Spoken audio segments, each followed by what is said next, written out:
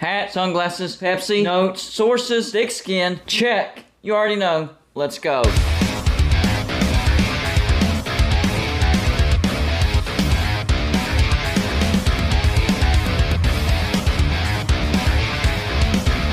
Golden Blued is a college football YouTube channel for entertainment. So make sure to hit that like and subscribe button, and let's get into our next college football video. Well, there's one thing that I have to say about this bowl season. This bowl season is not disappointing anybody.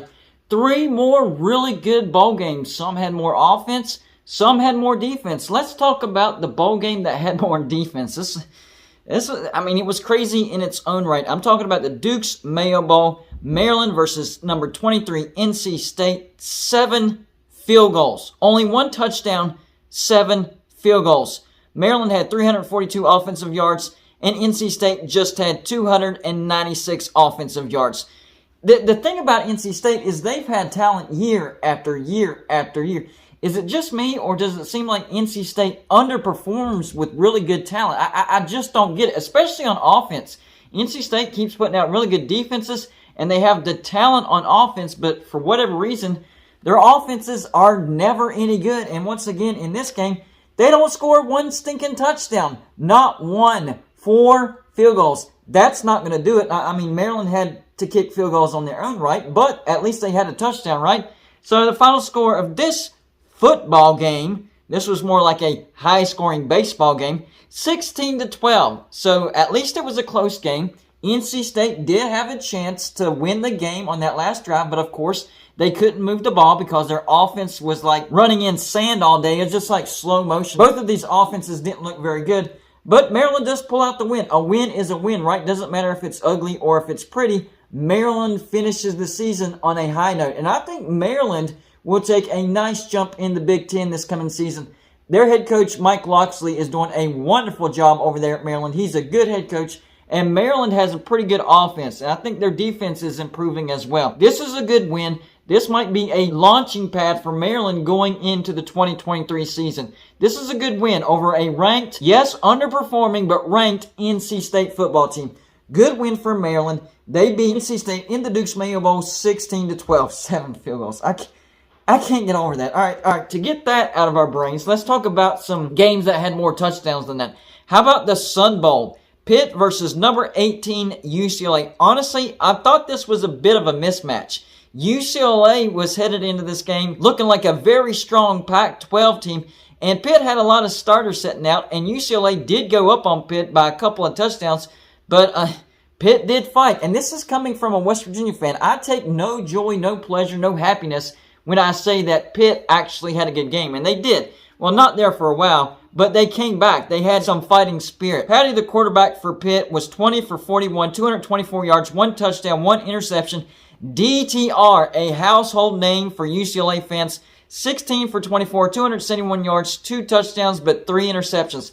Not a good day for DTR. Altogether, UCLA had 5 turnovers. Turnover after turnover after turnover. They still only lose by 2 points, but still, 5 turnovers. You can't commit 5 turnovers and expect to win a football game. That's exactly why you lost. But you still had a chance to win the football game. Why? Because you scored a touchdown with 34 seconds left. That should be the ball game, right? The problem is you're only up by 2. So the opposing team only has to get into field goal range to kick a game-winning field goal. And guess what happened? Yes, Pitt got into field goal range and kicked a game-winning walk-off field goal. So Pitt is the champions of the Sun Bowl. Trust me, UCLA, West Virginia fans understand your pain, because in the backyard brawl, we made some terrible, terrible mistakes. Turnovers doomed West Virginia as well in the backyard brawl. And not to mention that 4th and inches no call by Neil Brown. That will haunt him forever. Even if he moves on from West Virginia to somewhere else, that call will haunt him forever. West Virginia fans will never let him forget that, even if he does move on. That was a terrible, terrible coaching call. But anyways, Pitt ends the season the same way they began the season, and that's with a win. Champions of the Sun Bowl, they beat number 18 UCLA 37-35. Congratulations, Pitt fans, I guess. And finally, maybe the best game of the day, the Gator Bowl. This was a back-and-forth game. Crazy, crazy game. We had fake punts all over the place. South Carolina did a fake punt, and of course that was successful. Notre Dame did a fake punt, and then that was successful. This was a crazy game. Buckner, the quarterback for Notre Dame, 18 for 33, 274 yards, 3 touchdowns, right? That's a great day, but also 3 interceptions. And 2 of those interceptions, pick sixes. How Notre Dame won this football game, I have no idea. Quarterback for South Carolina, Rattler, 29 for 46, 246 yards, 2 touchdowns, 1 interception. Notre Dame had 558 offensive yards. South Carolina, 352 offensive yards. Notre Dame does win this football game, 45-38. But South Carolina did have possession to end the game, so they had a chance to tie it up and send it to overtime. I thought we were going to have another ball go into overtime. But luckily, the refs came to save the day, and they were throwing flags all over the place and backed up South Carolina. So it was like 4th and 30, and of course, they didn't convert. Congratulations to Notre Dame, 45-38 over South Carolina. Not so sure if you actually deserve to win that football game. I mean, 3 interceptions by your quarterback, 2 of them pick sixes.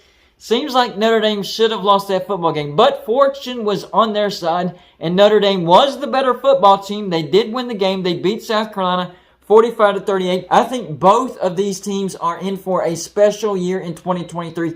I think South Carolina could finish as high as number 2 in the SEC East. And I know, I said the same thing last year. I was pretty close. I predicted South Carolina finished 9-3 in the regular season. They actually finished 8-4, so I was only 1 win and 1 loss away from the actual record. And for Notre Dame, I didn't think they were going to be that good of a team. I think I predicted them either 7-5 or 8-4, so I actually hit the nail on the head with Notre Dame. I think Notre Dame could be in for a 10-win season in 2023. I think Marcus Freeman finally got his legs underneath him as far as being a head coach. They started off the season losing to Ohio State, but being competitive. But then losing to Marshall, man, it looked like all was over for Notre Dame. The sky was falling for the Irish fans. But man, I got to tell you something. This Notre Dame team was very, very resilient all year long. They didn't look too good over Cal. They barely beat Cal. And then they lose to Stanford. But then they go on to beat Syracuse, who was a good team at the time. North Carolina, who was a really good team at the time. They were undefeated when Notre Dame beat them. And they beat Clemson. Clemson was also undefeated whenever Notre Dame beat them. So Notre Dame had their highs and their lows, but they end the regular season on a high note. For South Carolina, they also had their highs and their lows. They got beat by lowly Missouri. They got beat by lowly Florida. You can't do that. But then they finished the regular season by thumping, not just beating, but by thumping Tennessee at home, then going on the road and upsetting Clemson by 1 point. They end the season on a low note, but nothing to hang your heads on, guys. You had a pretty good year. This was a tough game. You played a tough opponent, and you did pick six them twice, so that says something for your defense. I think Shane Beamer is building something in Columbia, South Carolina, and I think Notre Dame fans as well will have something to look forward to in 2023. 3 entertaining games, 3 very different games. They were entertaining games for different reasons. This is why we love bowl season. This is exactly why we love bowl season. One game was defensively dominated, another game was offensively dominated, and then yet another game was turnover dominated. So yes, 3 different types of games, all of them entertaining, all of them very, very good. We still have the Orange Bowl. I'm waiting for the Orange Bowl to kick off, so let's hope that this game is an entertaining football game as well. So y'all let me know in the comments section, out of the bowl games that have happened so far, so we're not counting the Orange Bowl game, what game was your favorite? What game maybe surprised you the most? That's all I got for this show. Like and subscribe if you haven't already, and I'll see you on my next show.